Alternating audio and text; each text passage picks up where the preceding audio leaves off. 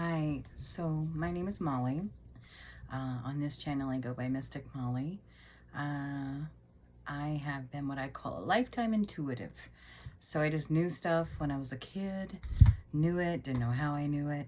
As I got older, just so you know, this is officially my first video, introduction video. Yeah, so lifetime intuitive is what I've just called myself.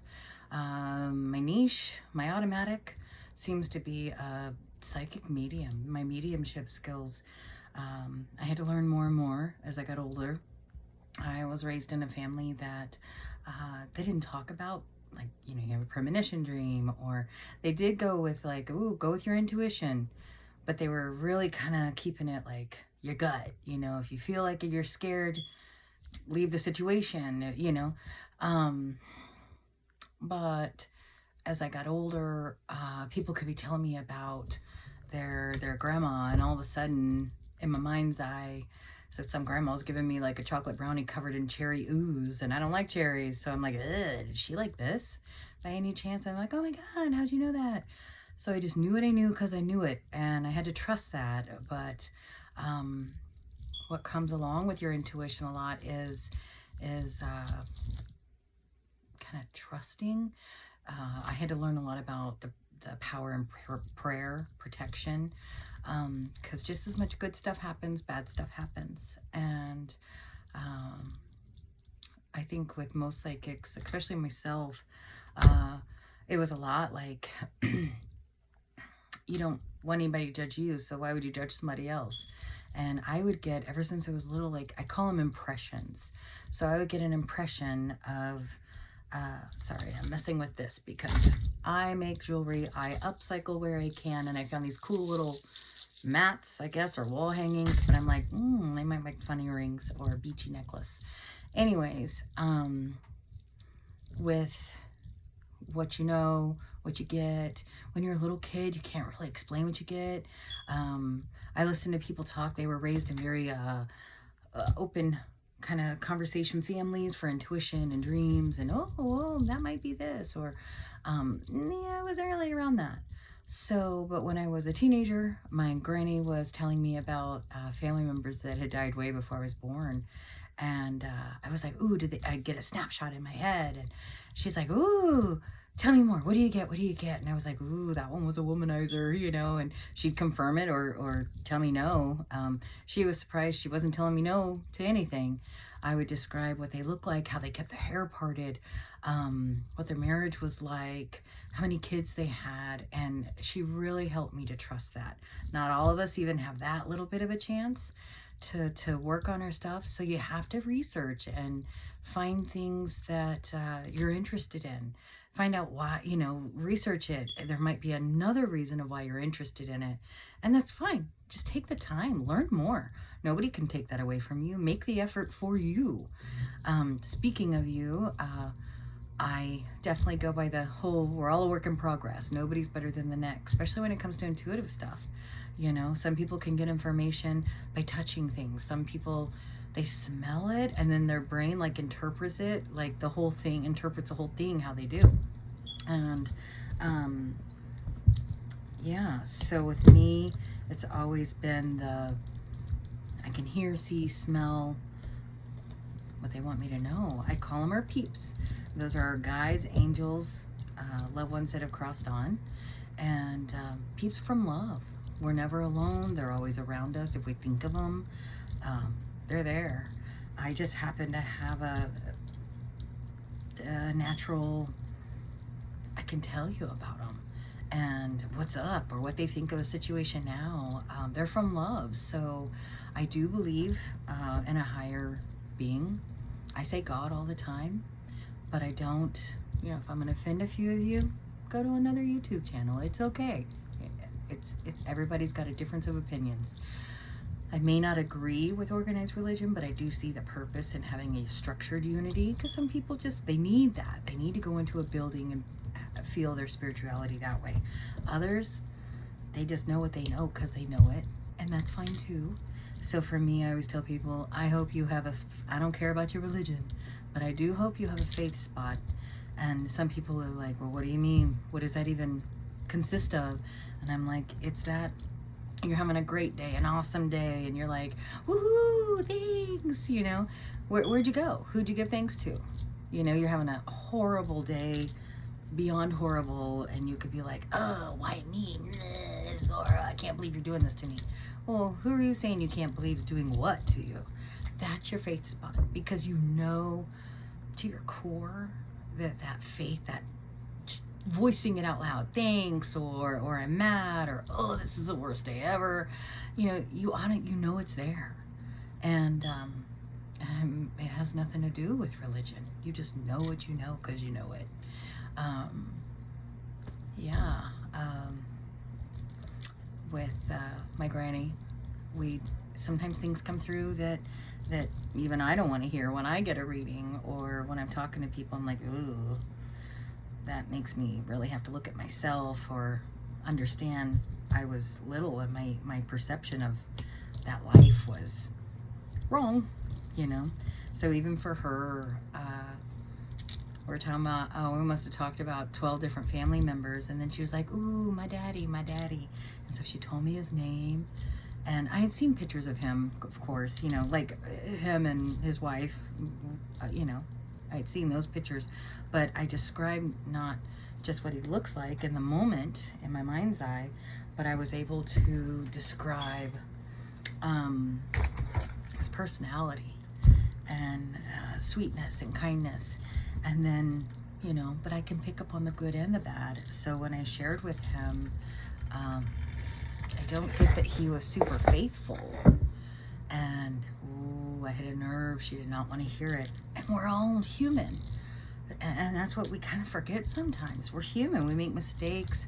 You know, good people do bad things.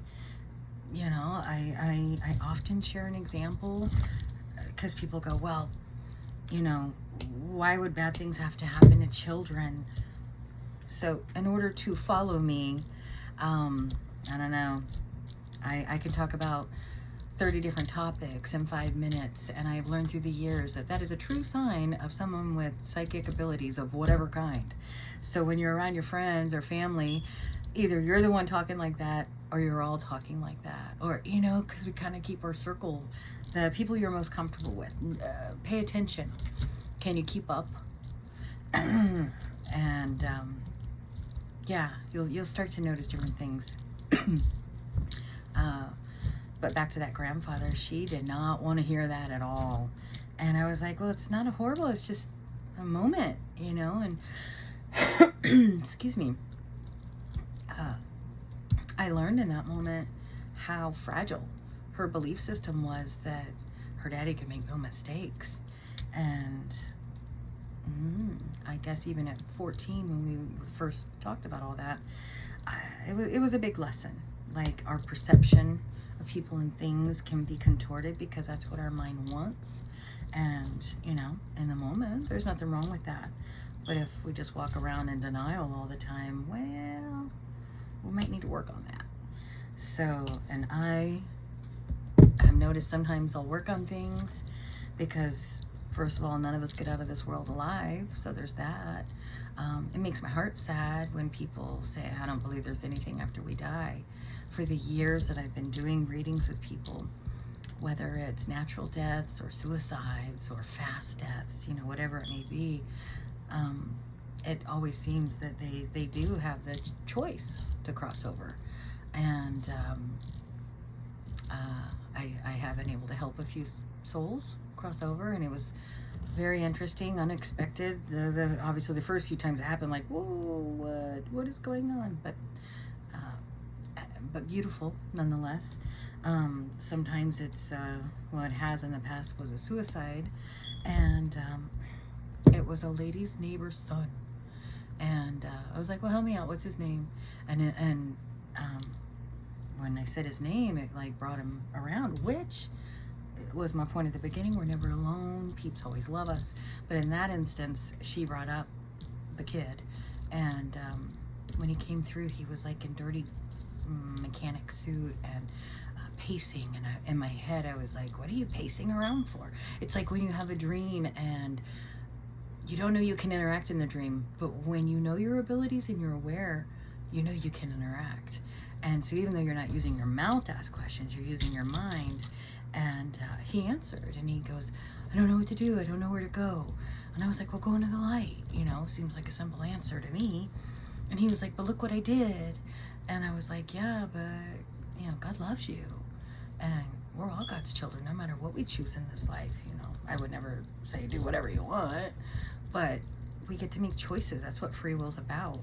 And I'm a big fan of, you make choices from a place of love, loving yourself first, and, loving the people around you as best you can.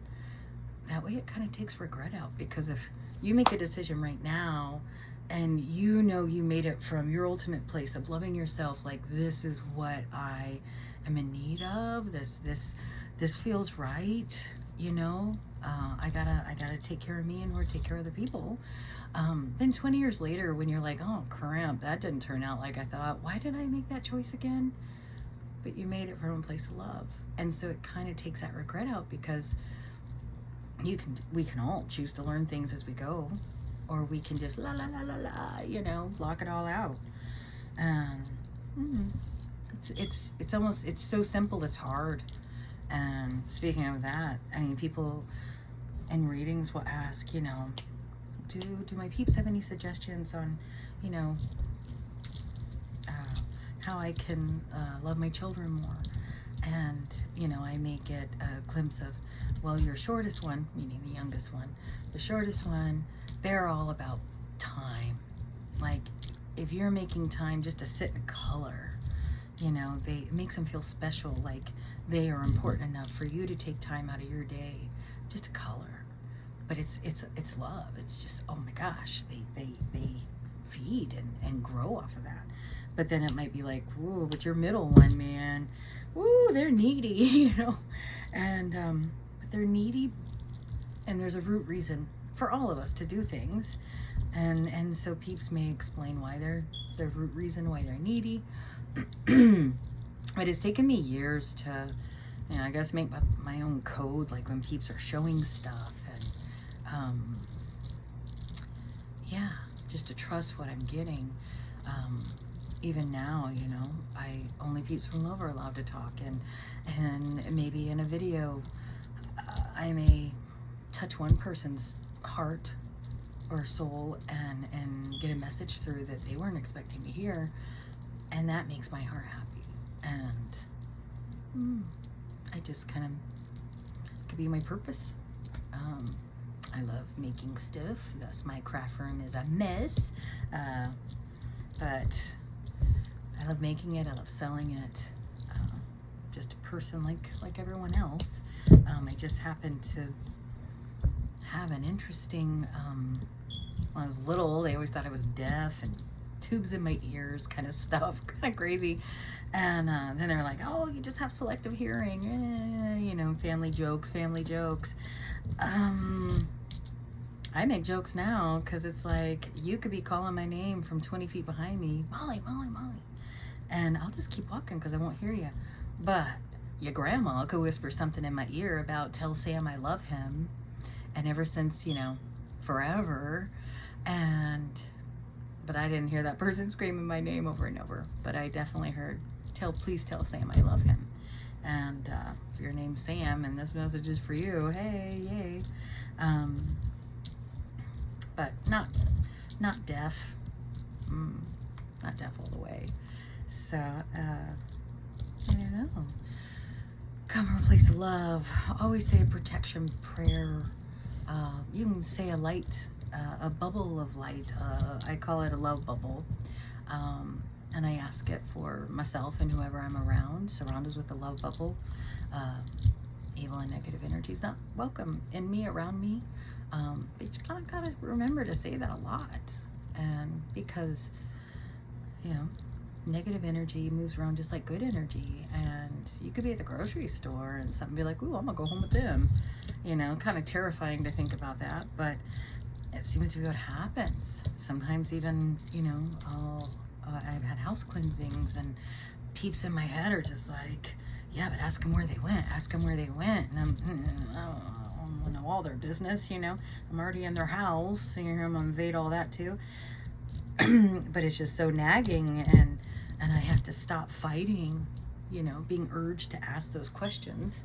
So I'll ask, and they're like, where did you go? What did you do in the last 3 days it involved? And I might get shown walking in the dark, or like you were with a crowd, like on a tour, you know, whatever it may be. Just you were doing something.